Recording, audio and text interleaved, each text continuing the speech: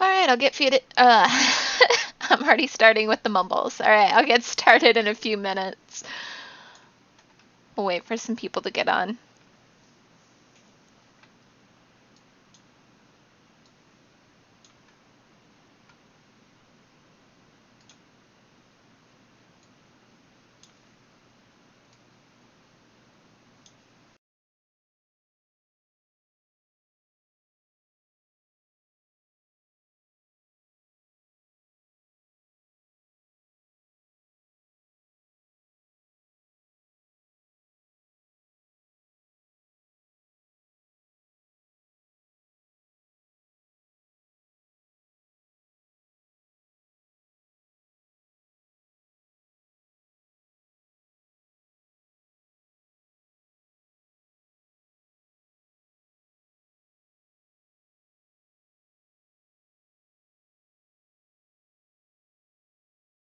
Start in a couple minutes.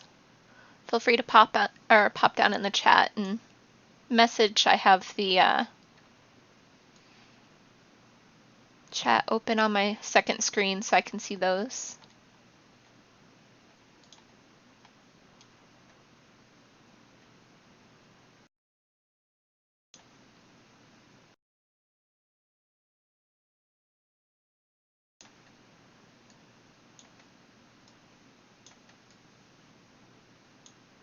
Hello, Ryan.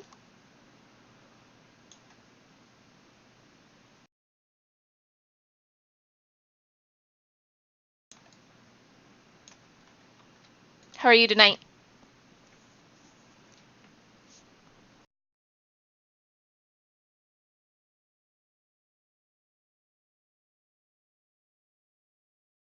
Hello, Nicholas.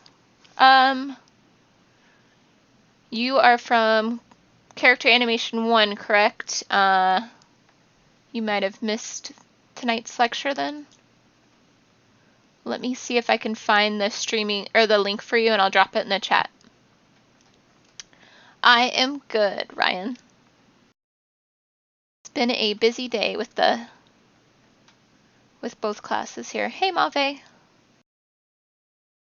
All right, so let me find that link for you, Nicholas. It'll just be one moment.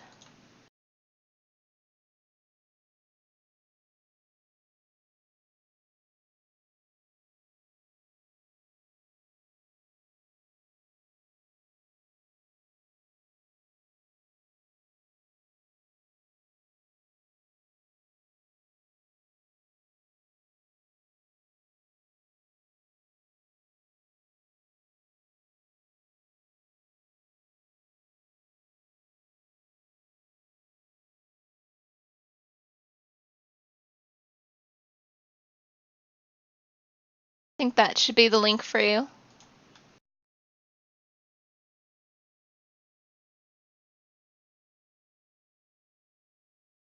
Yeah. All right, so that'll have that the takeaway and everything too that you'll need for your Wednesday assignment.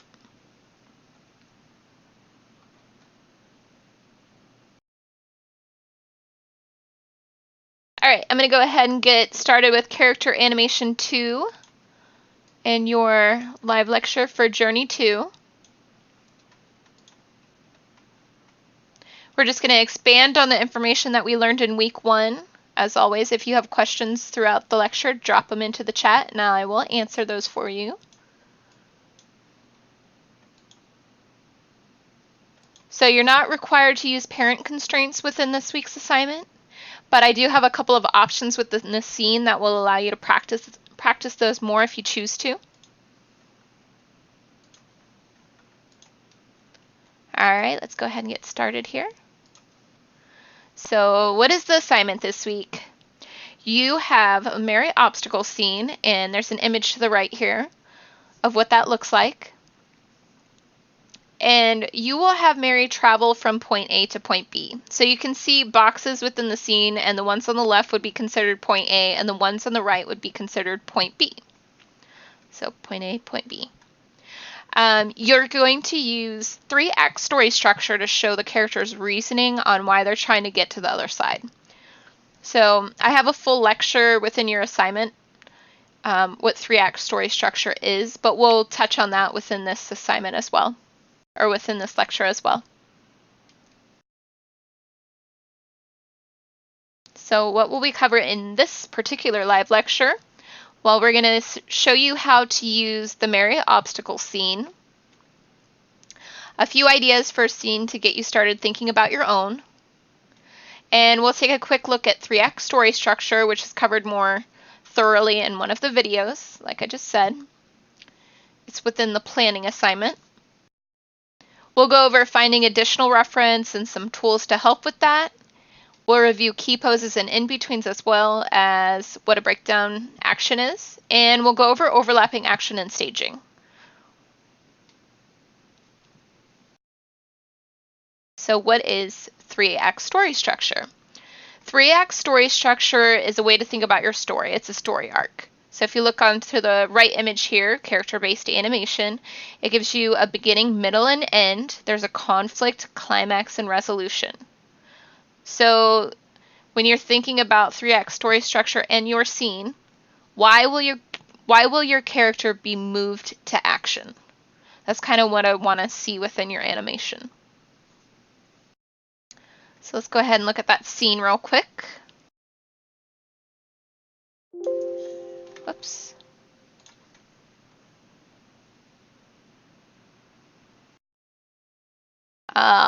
I hope it doesn't crash. That'd be fun, right, when we open it. All right. I'm going to go to Task Manager.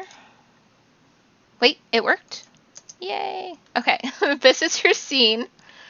You're not expected to use these optional objects, which I'll select those here, and you can see that it's the gemstone, the ruby, basically, and the sword. You don't have to use those in your scene, but if you need something to animate to, or to give you a better idea of what to tell, or help you with your story, you're more than welcome to use those. If you don't want to use those, just select the optional objects and hit H, or hit whatever. If you want to only use one of them, which I'm going to be using one of them in my future scene, I'm not going to be using the ruby. I'll just be using the sword. So you can hide whichever one you want, or if you don't want any of them, you can hide both of those, okay? You're welcome to alter the scene a bit if you'd like. If it's not quite working for whatever reference you've created and it's a little too complex, where the boxes are or something, you're welcome to move those. But you should still have some of them within the scene, and it should these platforms are there for you to animate to and animate on. If you do remove one, say if I hid this one, make sure it makes sense still, like you wouldn't, have a box floating up in the air, and you wouldn't have them all gone. If you move any of the boxes, let's say I move this one out because I just thought it would look better and I wanted her to climb over it or something, make sure you are modify freeze transformations and edit delete by type history, just to clean it up, because you don't want to have that information on, especially if you decide to make her lift the box or make her lift anything. So just make sure you're cleaning up whatever you decide to move. The only other thing I think for this animation I can tell you right now is, definitely show NURBS curves to turn those on. And think about your staging. So you're going to play blast from the work cam, but think about what staging will work best if you're trying to tell a story of her getting from point A to point B. Maybe she is hiding down here and she's trying to run that way, but she wants to make sure she's safe or something. Just think about how that animation would look best when you're exporting out. Give us a visual, a stage that has some visual interest to it. Don't just make the animation exported like this, you know, all flat and we can't really see what's going on. Unless you are animating to the camera really nicely and it makes sense, but I would think about your story that you're trying to tell in. You can use less of this side if you want and more of this side, whatever you're trying to do within your story. If it works, if it's appealing, and if it's, you know, staged nicely, perfectly fine. Whatever you want to do, okay? I gave you some parameters here just to make it easier for you to come up with your idea. All right, so now let's go back to our lecture here, and I'll show you my reference for the scene that I'm going to create. And am I an amazing actor? No, I am not. But within this animation, I do have the information I need. I have kind of the body mechanics that I need, and I have a story that's being told.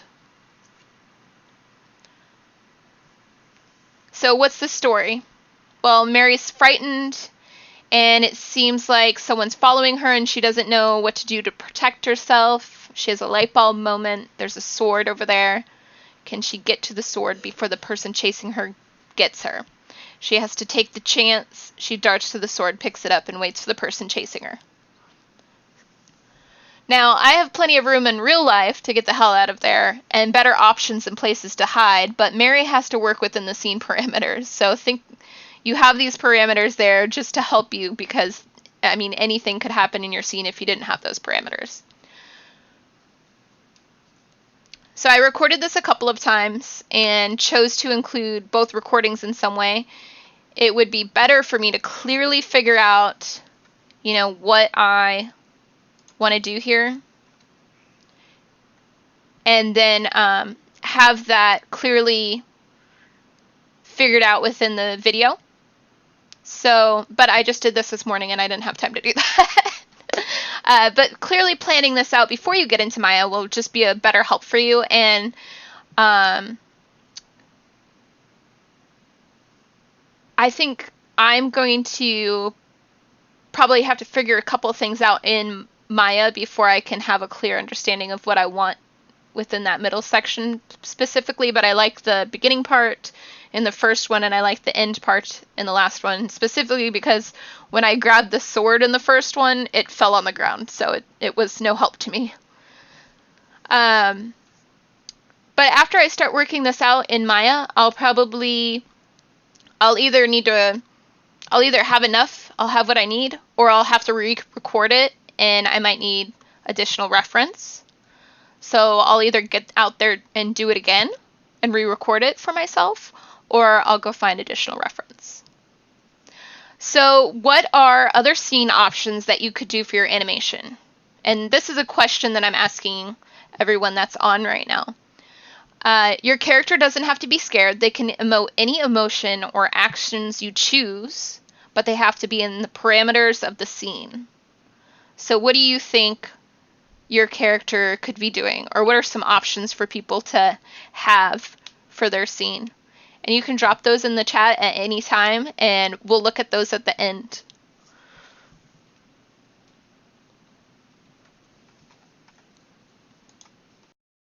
So let's say you physically can't do what I just did, and that's jumping off a chair and running. Well, obviously a peer can help you record some of this reference for you. But let's say you want to push your animation further. You can utilize additional reference to use in your scene.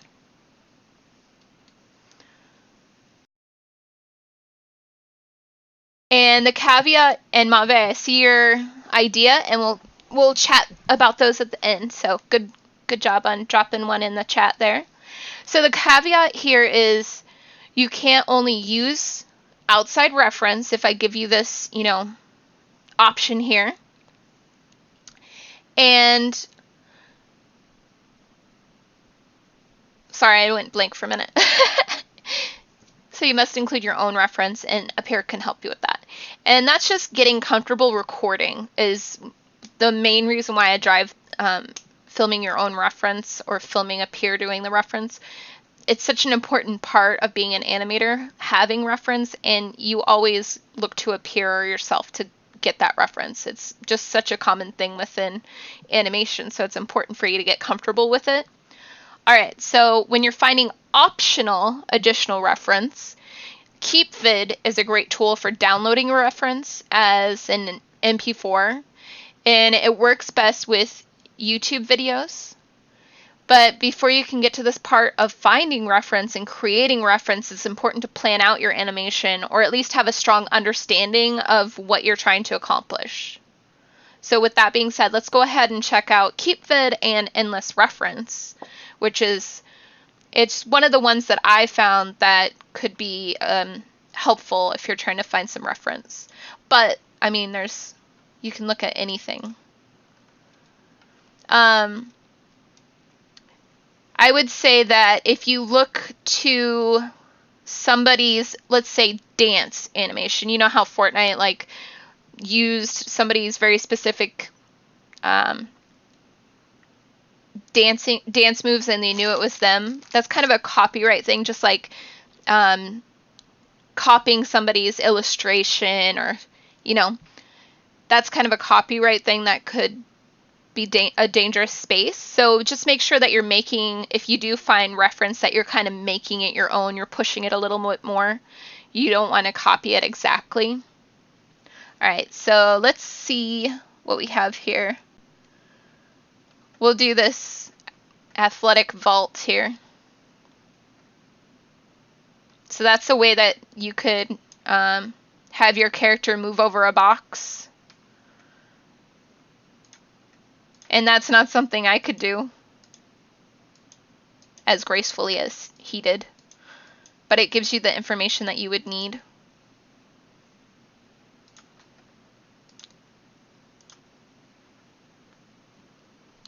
And so now I'll take this link, I'll copy it, and then I'll go over here, paste it in KeepVid, and hit go.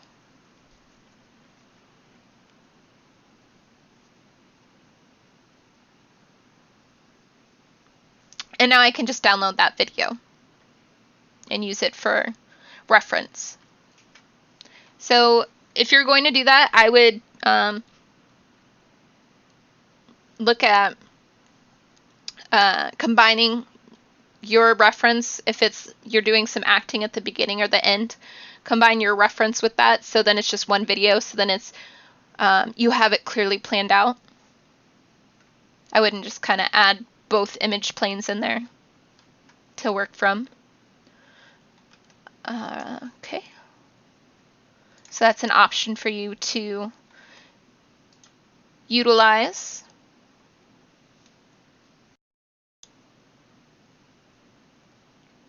So before we get into that section, I think it'd be a good time to kind of look at your ideas. And I will open up the file again.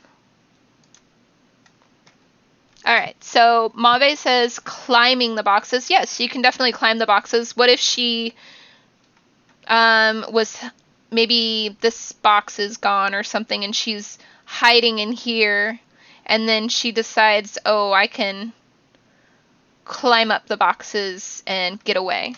That'd be fine, yep. Practicing sword fighting and trying to get it right.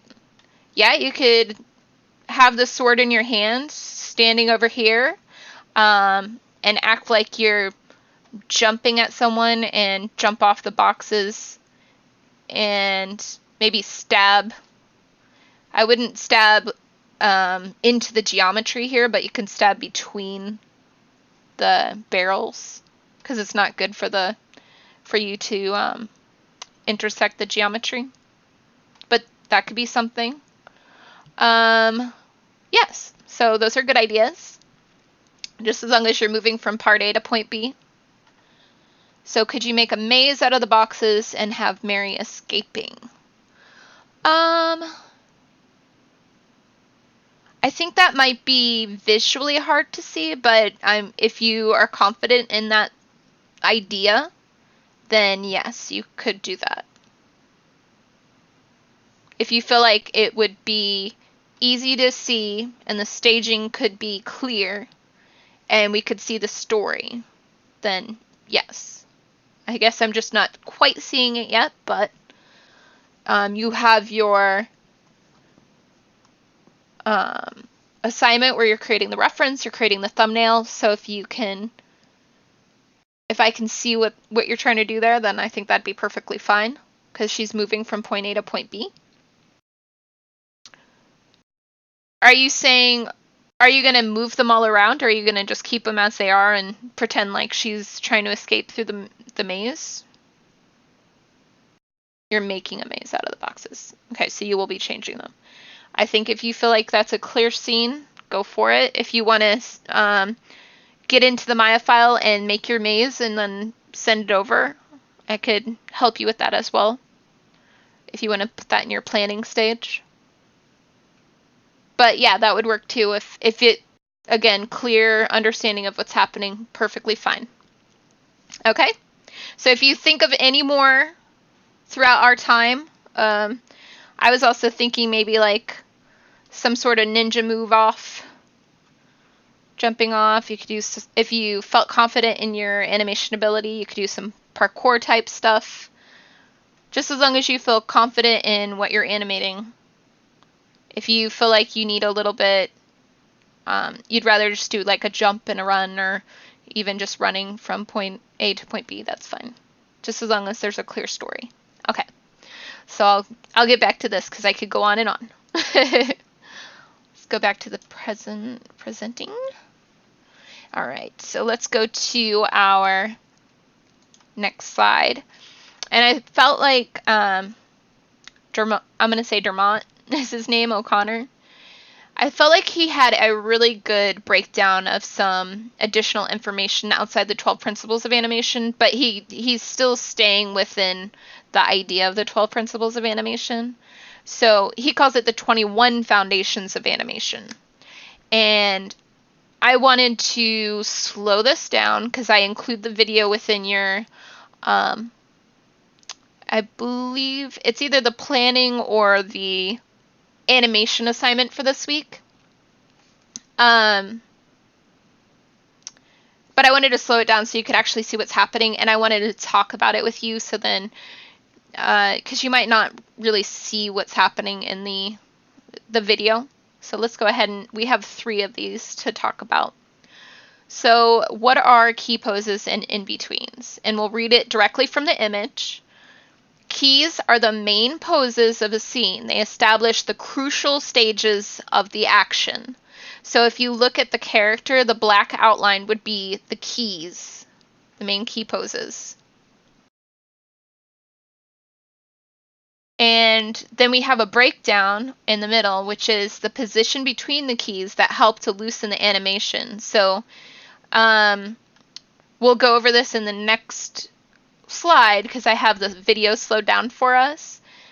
But the black outlines already tell us, if we think about this as like in the walk cycles that we did, this could be the contact pose. It tells us where we're going because he's looking to the screen left and then he's looking to the right. We know how long it's going to take him to do that. It's going to take 21 frames. And if we're working at 24 frames per second, that would be less than a second.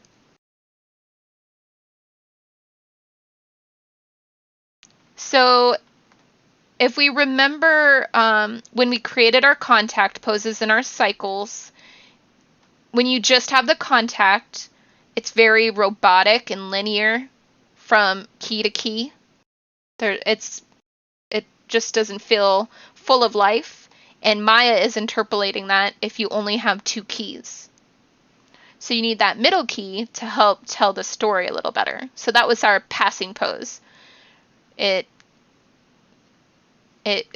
helped tell the direction that we're moving in.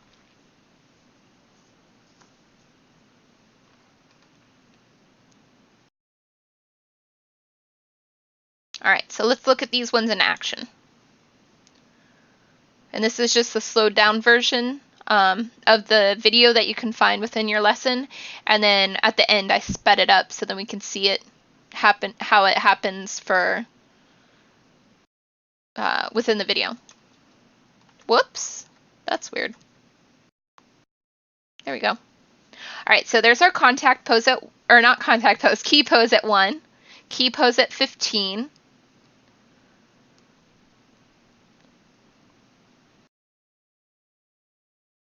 And then even though that was very linear, you can already see some of the stuff that they did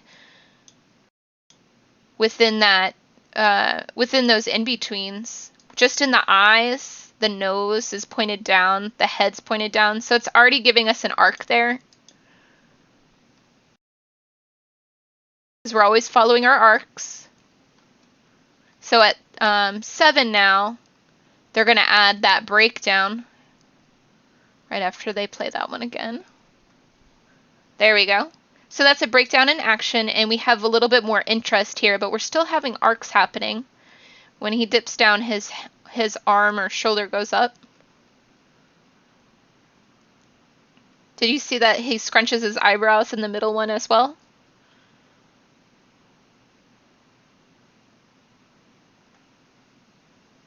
So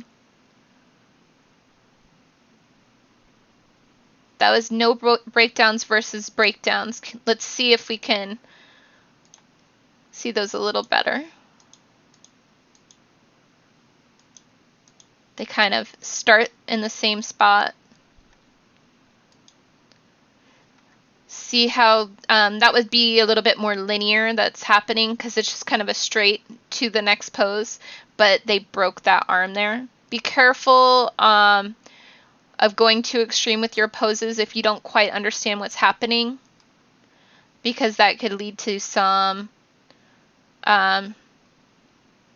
not so great animation. So if you don't quite understand how to make something like this work, I wouldn't do that. I would just keep with your linear movements. But don't let Maya interpolate these things for you. You have to tell Maya what to do. But I just thought it would be kind of a good thing to look at. And you see how this hand is out, but this hand's down, because it's going to kind of give it, it's like that drag that we created within the walk cycle. We're still pointing back to where it was instead of, you know, all leading at the, or all moving at the same time.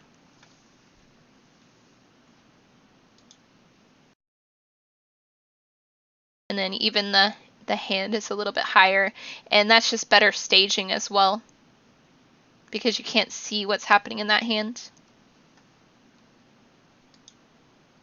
Better staging, and you can call it better silhouette. And then they both kind of land on the same. So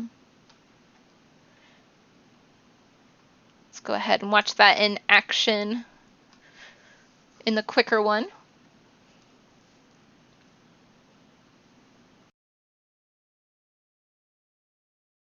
So there are ways to do kind of that aren't as extreme as how he was breaking arms and stuff like that. Like this one isn't. This one is still going to look great. And if you have that reference, you're just pushing it a little bit more right there. It's not as extreme as these breaks that he's doing within this next one. So I just wanted to go over that a little bit because I thought that could help within your animations. You have to have more than just, you know, the first and last keyframe. You need to have a little more information in there. So you could call these 1 in 15 your main story poses, and then you would also need your breakdown and your in-betweens to really tell that fully. All right, so let's go to the next one. So what's overlapping, action, and follow through? Body parts, clothing, and hair move at different speeds. They start and stop at different times. So if we think about how we would do offsets on the hips within our walk cycles and run cycles, within character animation 1, why did we do that? So the hips, the head, and torso would be more organic and not all land on the same key, is why we did that. So let's look at the next video. So if you see the direction, it's kind of moving from this point, it seems, and this is the wider point that's arcing or rotating.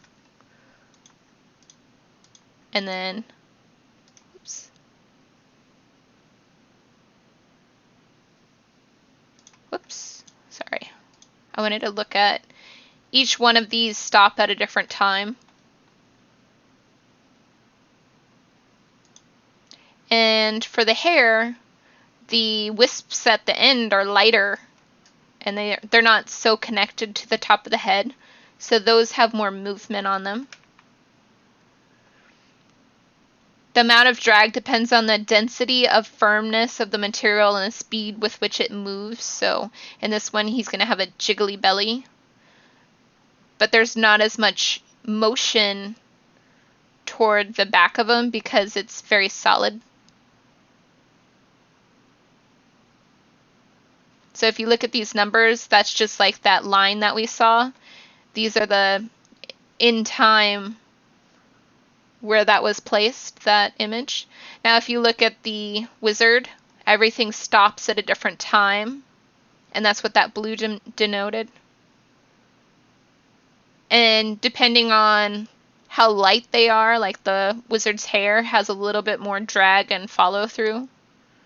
Follow through, if you remember when we had overlapping action within the hands, it was like a pendulum. And sometimes if you didn't stay on your arc, it would feel like it was hitting a wall. So follow through is important to make your animation feel fluid and natural. And arcs really help you get that action.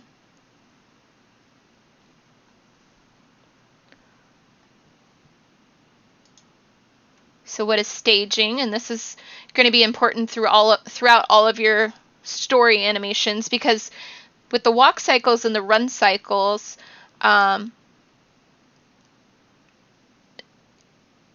one is not really as important when it comes to staging. I mean, you have to have it make sense within that walk, be clear, so that's part of staging and silhouette. But the controller is moved by whatever the player kind of dictates, and whatever the programmer matches or codes on there. So that one's not as important with staging as story. The story ones are more important for staging. That's character placement, camera placement, lighting the scene, focus of interest, communicating what's important, and avoiding unnecessary detail. So once you set up your work cam and you feel that you have clear staging, you'll need to pose your character so it'll still be appealing from point A to point B, and we went over that within the scene. And you would kind of need to act to the camera. And by that I don't mean have your character look directly at that camera. I mean, you wouldn't want your character hiding behind boxes or have its back to us. We want to clearly see what's happening in the shot.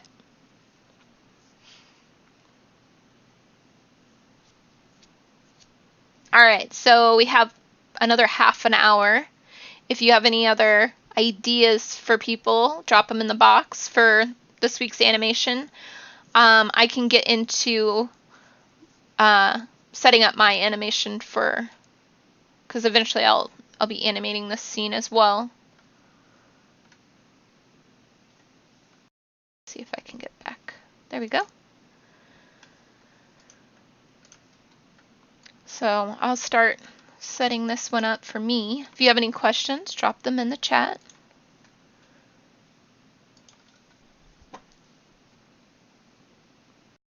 Desktop, good. We'll see.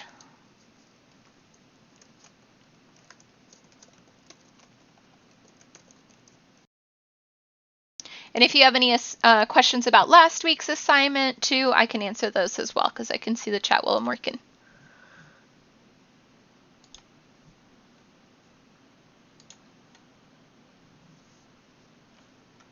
And I just threw a name in there, so make sure that you're naming properly to the assignment.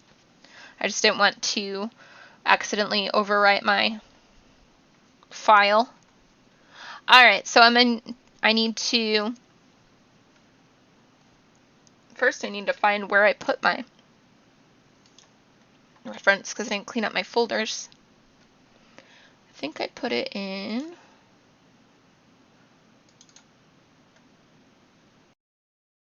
nope, I remember where. I'll bring this over to the side so you can't see everything.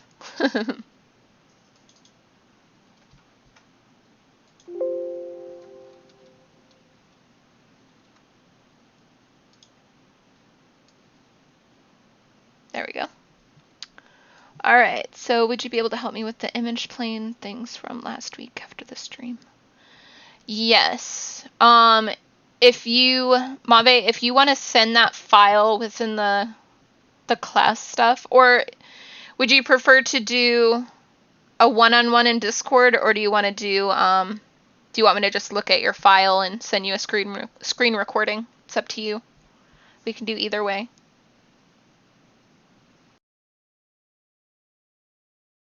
If you do a one-on-one and have you share your screen, and then I could see what's going on, and you can, I can help you there. All right, still finding my reference video.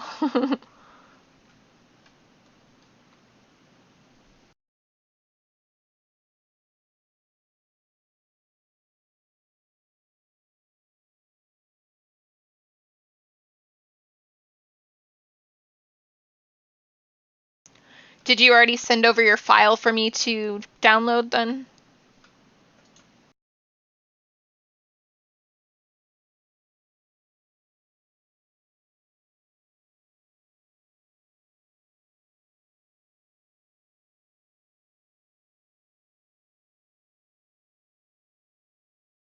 Okay.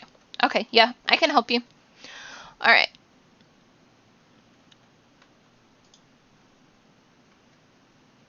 Let's see. I wasn't planning to get into my stuff tonight, so I only had the video in my live lecture, but I'm going to put my video on an image plane within my scene just to get it set up. And then I was going to try to get a pose in before we end this lecture. So that's what I'm doing right now. I just keep forgetting where I put things.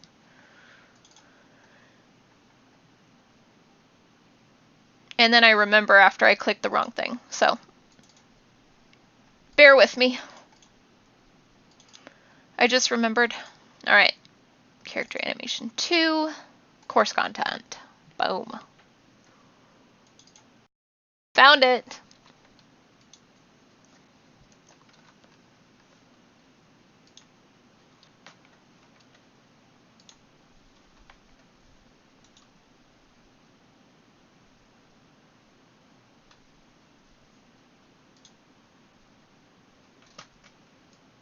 All right.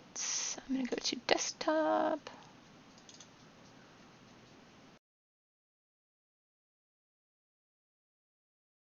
There we go. Okay.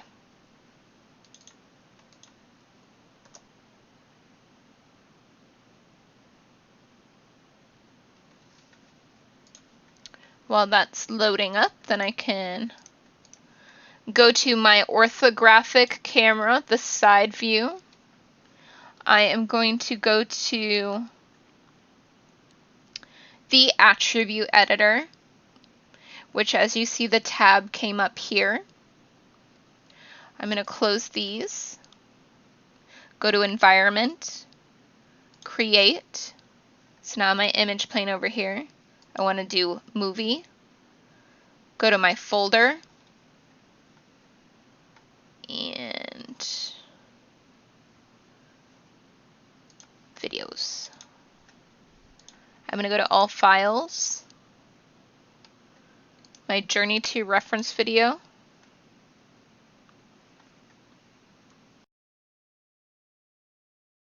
I'm going to go into my perspective view.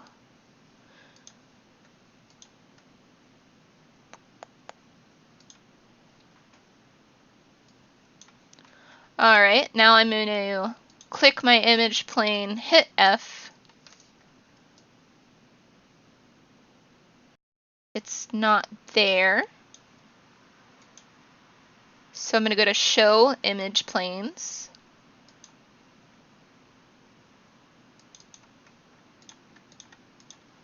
Hit R, scale it up.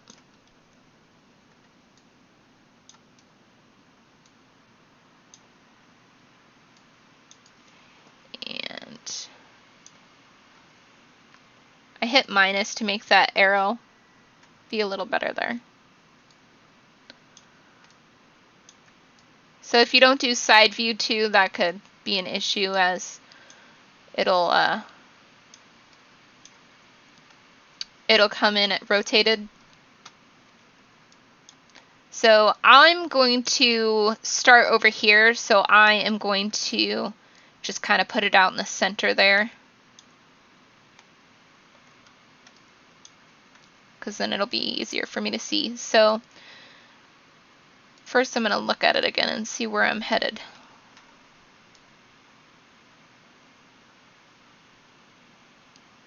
Alright, so this week's assignment should be less than 10 seconds, and really 8 seconds is probably all you really need.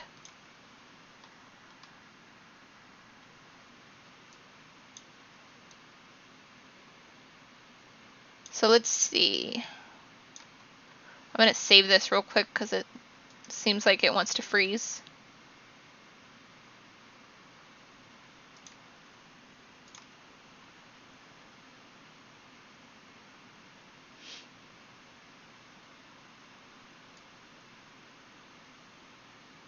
So how do we figure out what 10 frames is? That'll be, or 10 seconds is. If we're working at 24 frames per second, we multiply that by 10, that'd be 240 frames, right? And I have both things happening in here, and there's some things that I wanted to take out, or both videos that I had, and I need to figure out what I want to do. And then I can make what I did at the beginning not happen so long, and I can take some things out there, and that'll get me down to the time that I would need.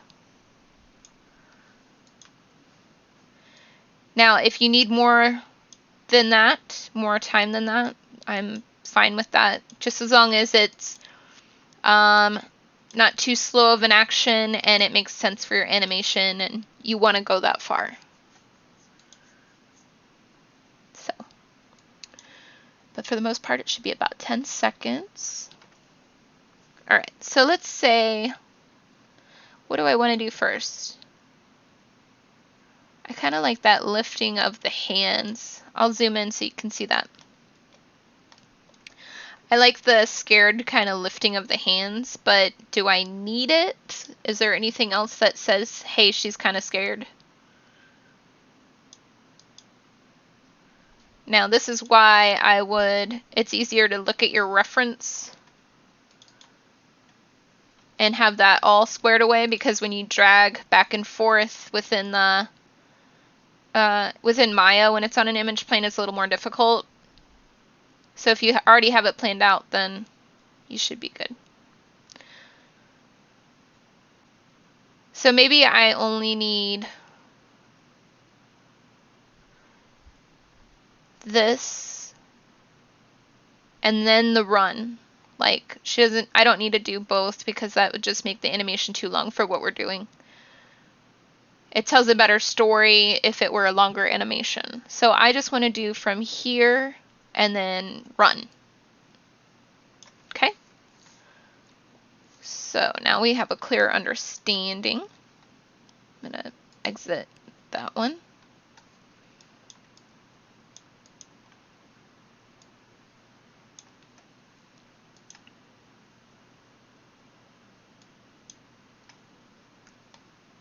Now, if you have problems with the arms and things, well, first let's turn this on to 1 for the FK and IK, because we want, well, because I'm picking something up at the end, and so I might as well just do that.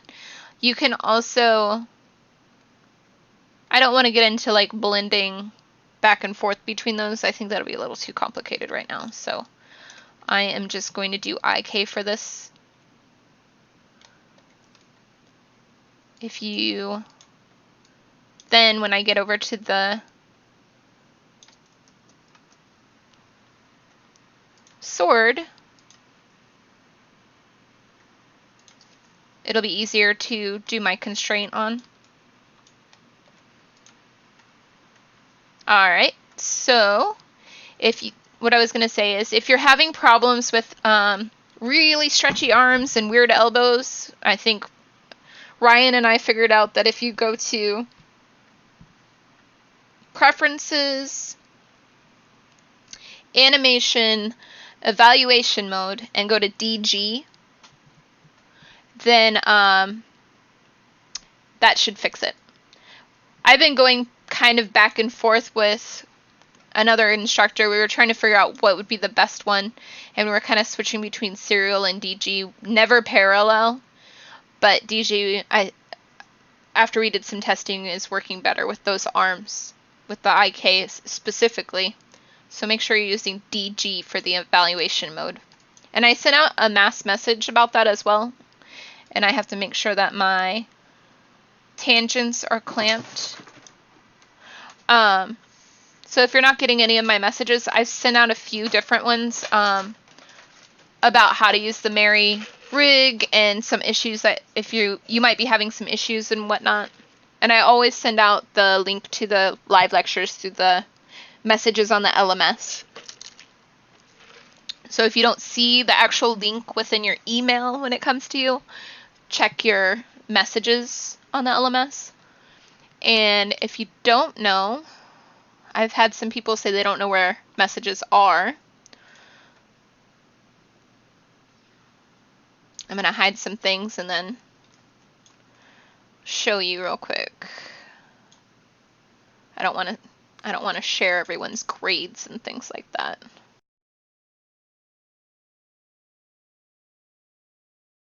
Well, here we go. I'll go like this. All right. So I'm in the LMS. I've kind of made that window really small, so I'm not sharing anybody's information with you. If you go to the top bar right next to your picture and you click on messages, or click on that message icon, then go to messages, you should see, messages from me happening in there. And it gives you anytime we find issues or anything like that, I usually try to send that out in a mass message, but you always have that, the live stream from me, the link to that within your messages as well. If you scroll to the very bottom, I won't do that because you'll see some names and things like that and some of their information. If you scroll to the bottom within messages and then you go see all messages, you can scroll through a lot more than just what's in there. So if you haven't used those before, that is where to find them. And since I've had a few people say they haven't seen them, and I've seen that, I can see if you've viewed the message or not. And in a lot of classes, I haven't had anybody, like there's only ever a few. Usually the first class is pretty good about checking those out, but that's where you find your messages. All right, let me make sure that my live stream is back up over here. Yep. Okay.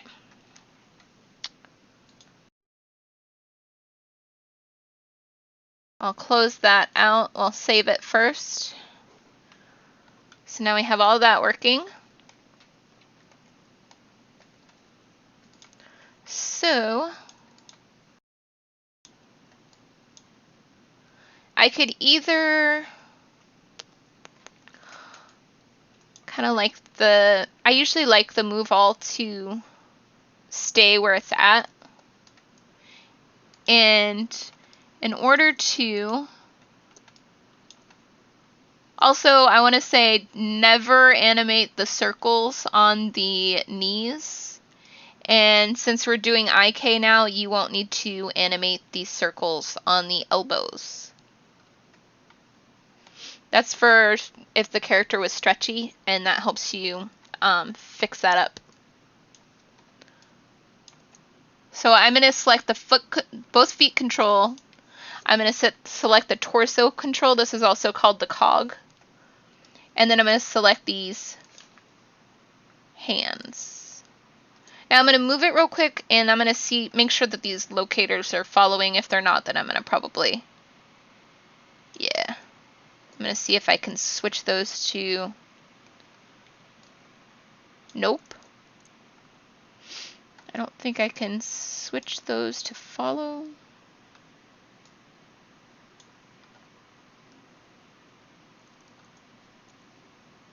Yeah. I don't know how to make those follow the...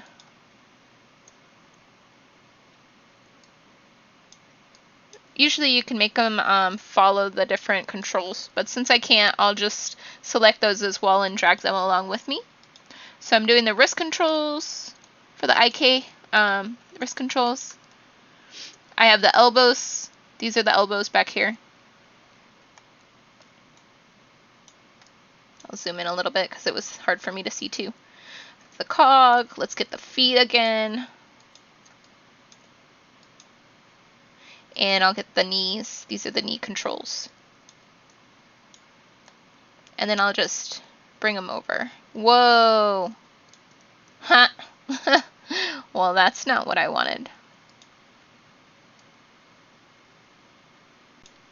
What did I have selected that did that? You never really know what you're going to get with your rig, so unless you practice... you might get something that you did not expect. It even happens to me, as you can see.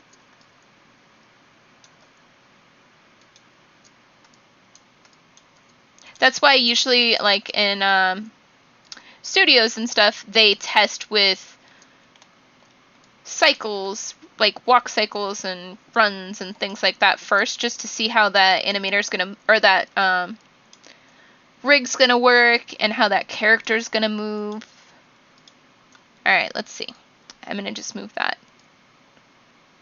There we go. So I have my character moving. I'm just going to have to fix those knees, the knee controls and stuff, and bring them along too.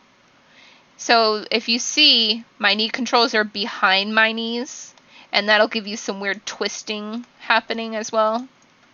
So if I just bring them forward, then that twist stops being all weird and stuff. Alright, so I have her up in the air just because I'm figuring out what I want to do. I think it might... I know I want to run to this area because I kind of planned... If you see that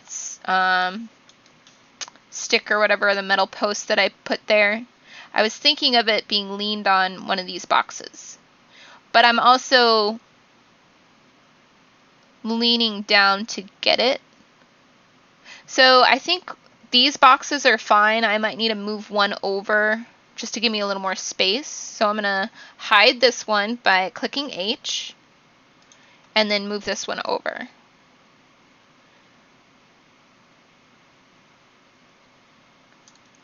Yeah, just move it over a little bit. It doesn't have to be a lot. But I think that allows me to jump up here, and then I can swoop to get the sword. I'm going to have to either, you know, have myself take another step up to something to really understand what's happening throughout the body. Ryan, I didn't want to move the master control. I don't usually move the master control. I usually keep it in the center, but you can.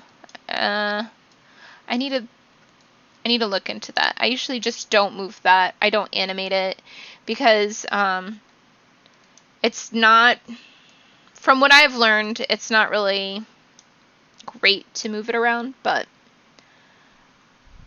I'm going to look into that one because I haven't done it in a while. I haven't had to move my character so extreme. I will get back to you on that one. specifically for the cycles, you don't want to move it, you don't want to animate it, you don't want to do anything for it, because they put that information within the move control. How I was taught to move my character was typically you can take the cog, you can take the hand controls, like I did, and the feet controls, and move them over, and that's the best way to do it. I would not animate the move control at all, and so let's just stick to moving our character into place with the way that I just did it. It's not, I can't remember why, but it's like, it's one of those things that you were told so many times that it's not good to animate it and not move it, that it's just stuck in my head, but I can't remember the reasoning right now. So when I'll get that for you though, a specific reason.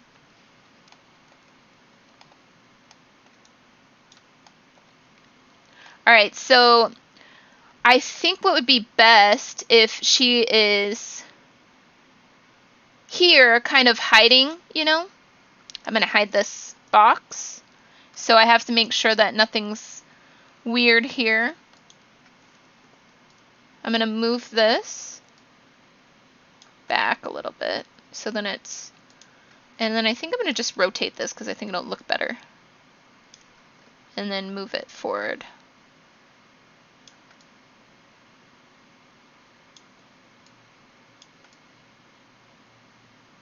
Yeah. Okay, so since I moved those, I need to select those, modify, freeze transformations, and edit, delete by type history.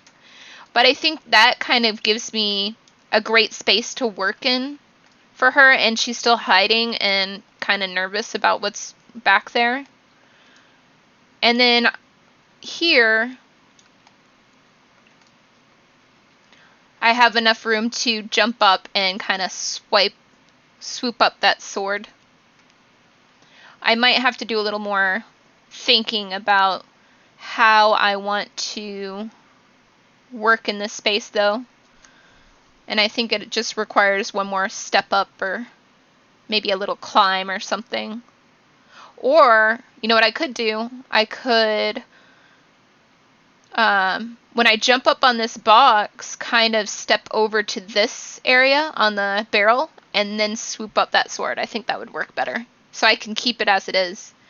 And then that gives me, I'm still working within the parameters, but I just gave myself a little bit more room here to work. And this might be a good setup for my camera if I'm stepping here and grabbing this sword. But I want to make sure that I'm in this window here, because this is my safe action space.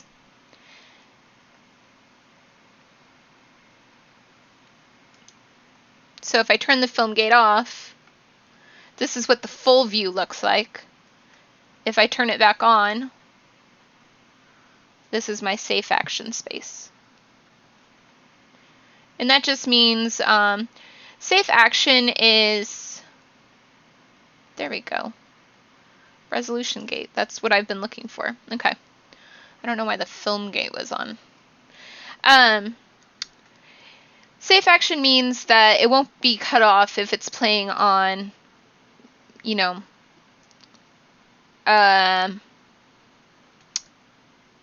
depending on the TV, because sometimes you have all these different types of resolutions and stuff, or as a TV gets older, it can kind of lose some of this information out here. And I don't know if that's still a thing, but that was a thing when I was first starting with this, so we'll just stick to it. So this is your safe action space, and this is so then everybody can actually see what's happening. And if you think about it, if you think about the rule of thirds and stuff, it kind of keeps you within that space as well. So it's just good visually as well. And I might have to move this camera once I get over here and I lift this sword, because the sword might come out or it just might not look completely right. And this isn't the work cam, so it doesn't matter, but the work cam is what I would kind of figure out. Let me see. I'm going to figure that out, and then I'm going to lock it in place. So let's say this is what I really want to, we'll just say this is what I really want to have for my animation. So I am just going to make sure that I cannot do anything to this camera. I'm going to lock selected, not key selected.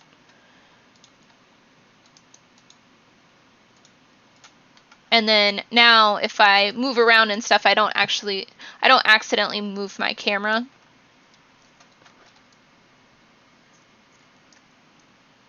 And then I can come back, if I go to the perspective view, there we go.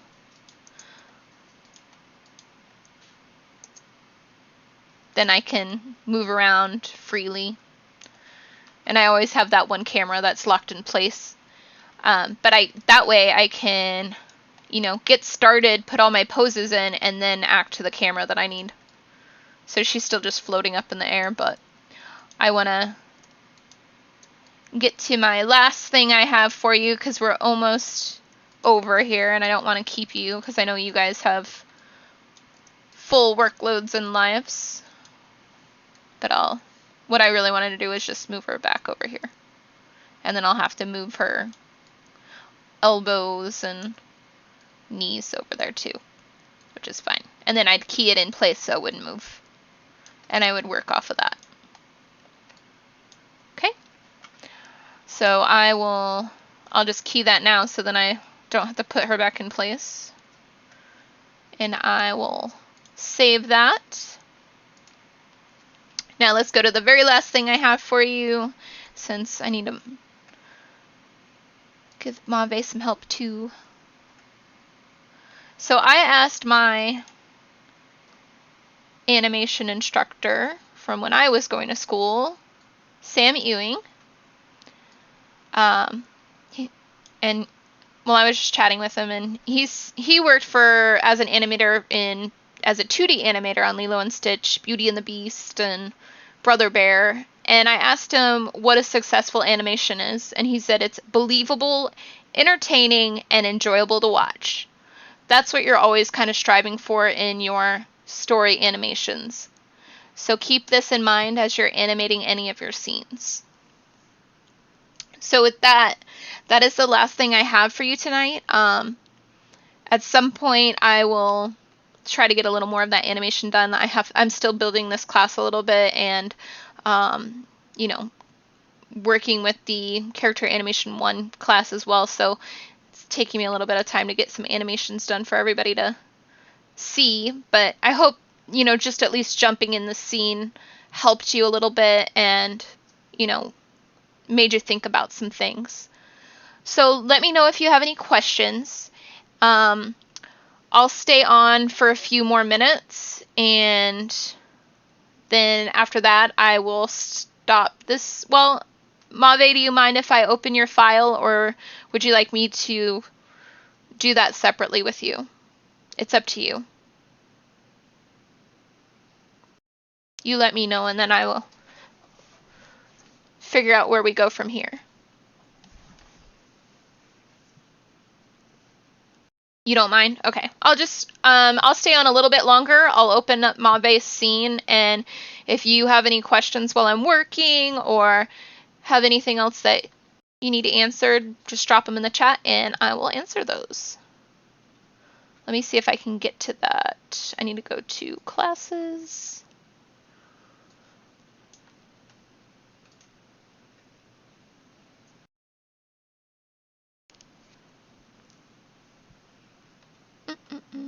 I am looking on the LMS.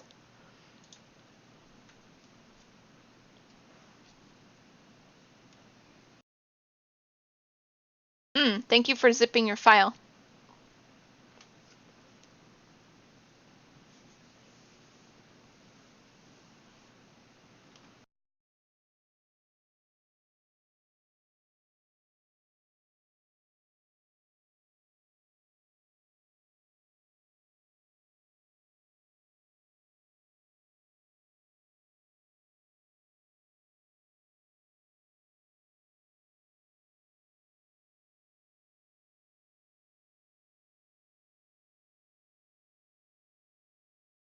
Downloading.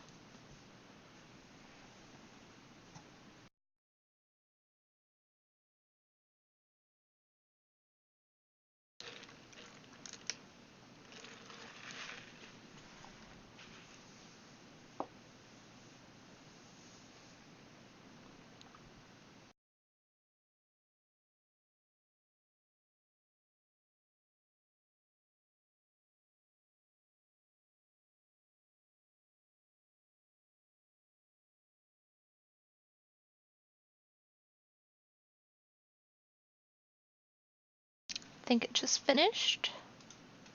Opening.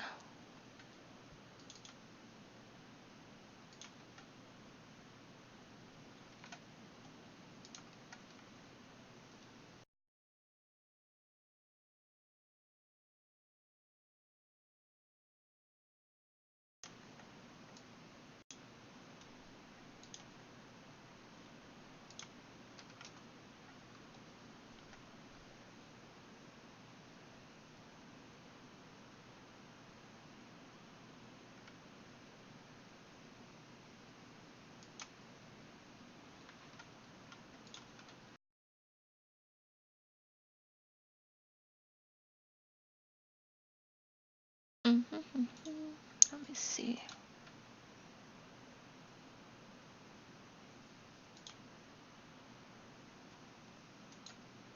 MP4s, that should be good.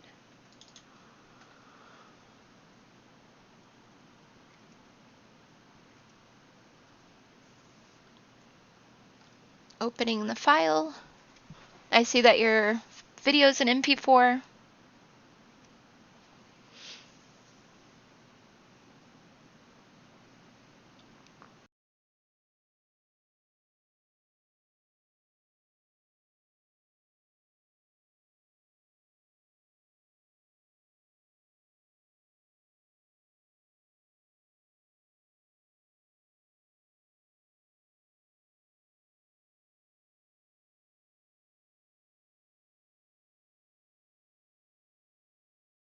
Oh, I forgot that I had this one open, so that'll make it really slow.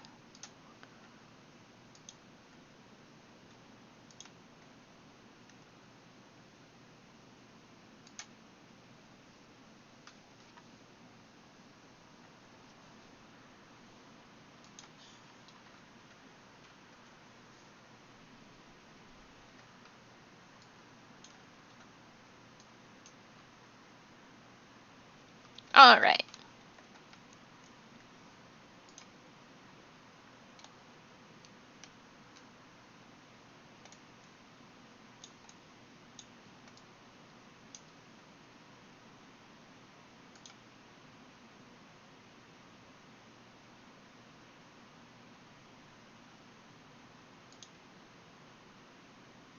Okay, so I can see an issue already. These hands should be IK. So you would need to turn it to, I would delete the animation that you have on the arms and the hands. And I know that we want to get to image plane, so I'll get to that as well.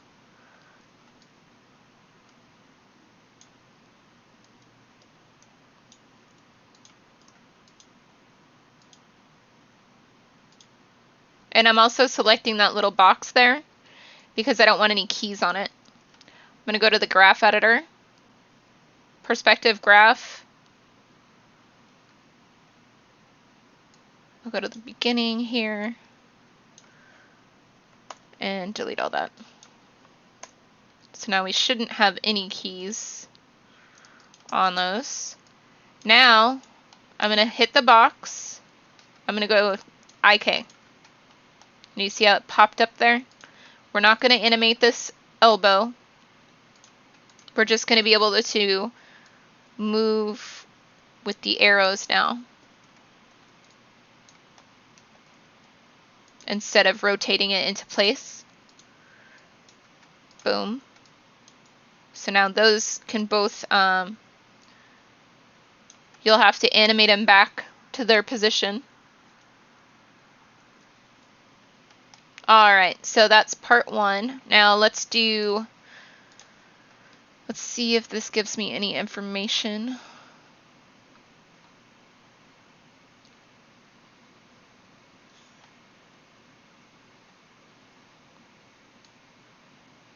It doesn't say what camera it's on, but that's okay. Because it can be problematic in some cases, depending on if you didn't use an orthographic view to import it. So now I'm going to go to Show Image Planes, and there it is.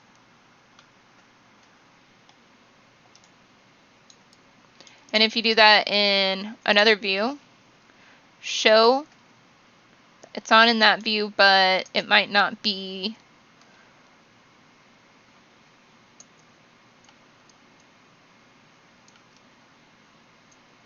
it should show in that one too. Oh, look, image planes isn't checked. There you go, it's on. Alright, so we got image planes figured out. We now know what to do with the hands and the arms,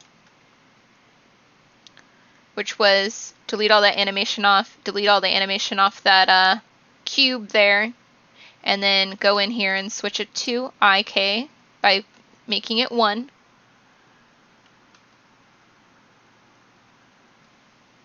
What are you talking about, pink crossed out boxes?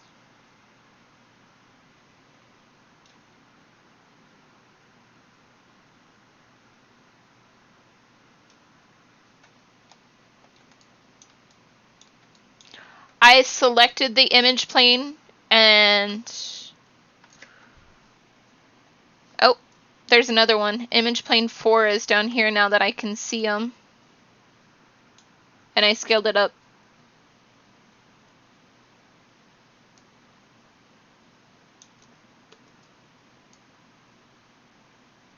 I'm going to delete that one because it's all, image plane 6 is kind of distorted.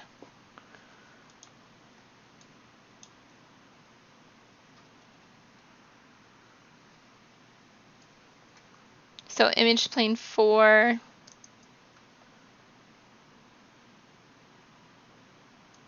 If I go to the work cam,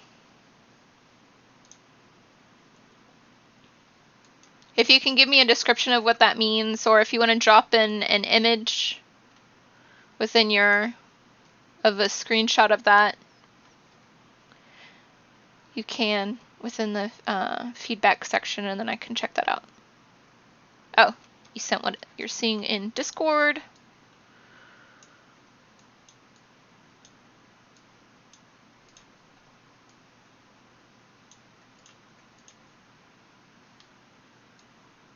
Opening that now.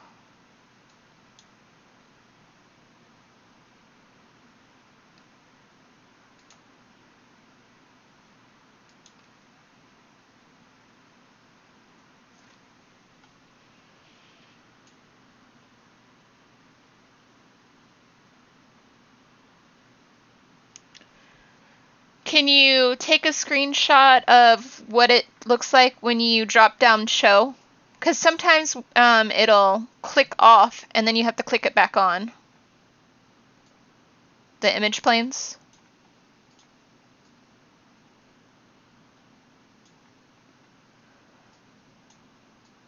I would keep as many as you can, Ryan, within the scene.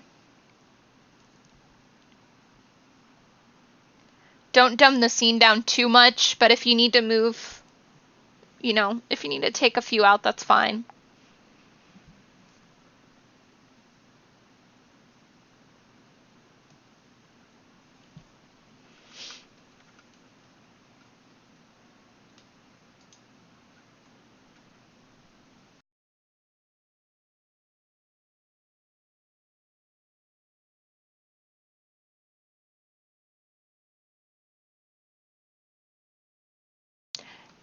Ryan, you can't take all the boxes out of the scene.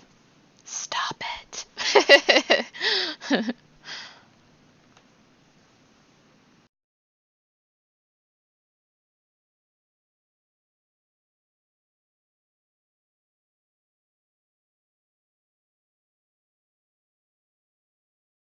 All right.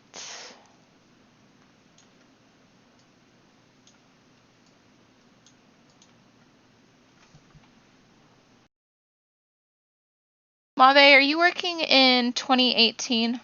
or 2019? It looks like you're working in 2018. You are. You might have some issues with your Maya file if you're not waiting in if you're not working in 2019.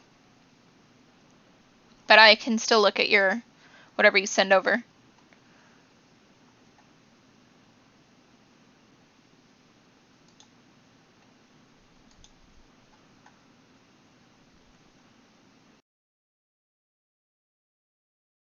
Interesting. I think it's because you're working in 2018 and you should be working in 2019. So you're going to have some issues with your scene. Because we made this ready for 2019.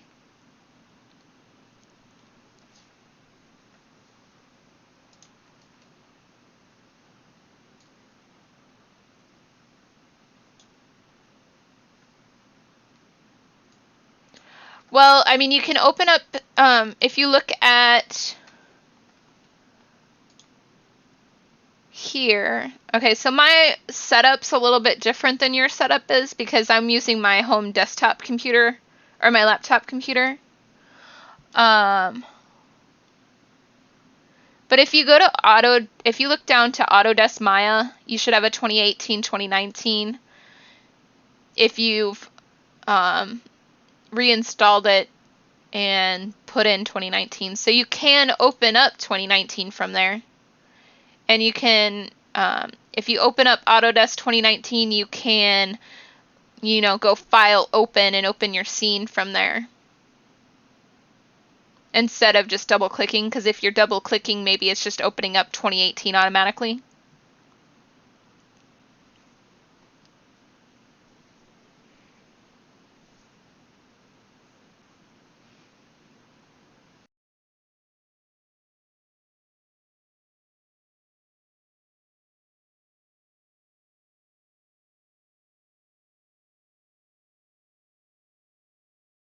Okay, so have they sent you a video on how to update to 2019? Because I think there was one floating around and I can try to track that down for you if you don't have it.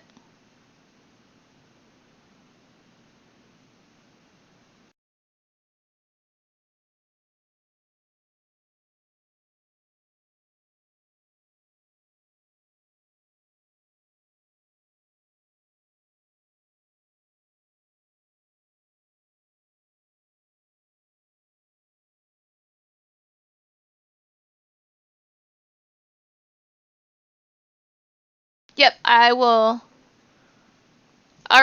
search that out for you and I will send it your way, and then after you update, you'll probably have to restart and stuff.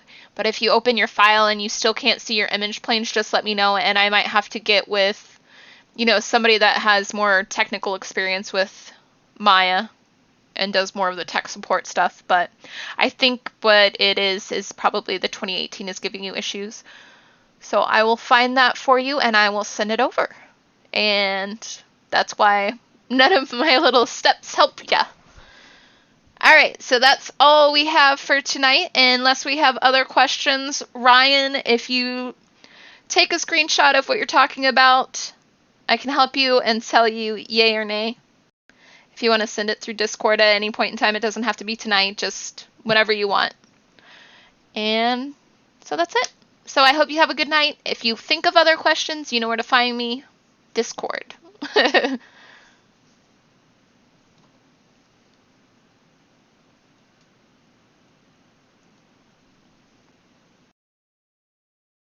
can wait a little bit.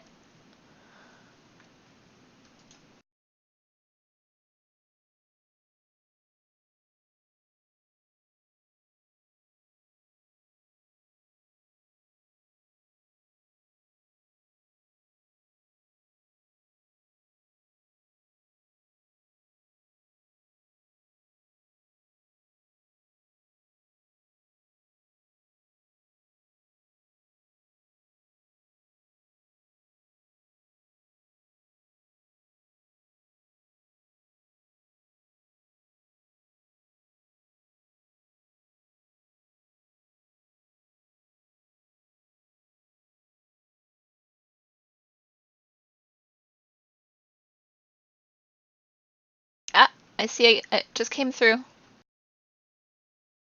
Yeah, that's overkill. That's not going to be a clear... You're just doing a 10-second animation, and so, I mean, I would just keep it to what you have in the scene already. Because that's just way too much.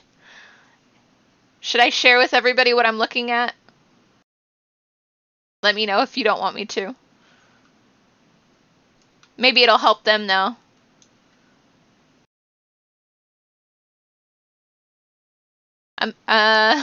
You let me know and I'll show them if you don't mind. Okay, thank you. All right, so this is what we're looking at. Let's not go too crazy with how many boxes we have in the scene. Let's just think about that clear action between these 2 points, because it is called journey to point A, point B. This would be journey to a lot of things. Okay, so if you can take, I would say take away, don't add to. You can, with the boxes that you have in the scene, you are able to like move a couple out if you need to, if you want to have something in the middle there or something like that. But this is a little too much. I appreciate your enthusiasm, Ryan.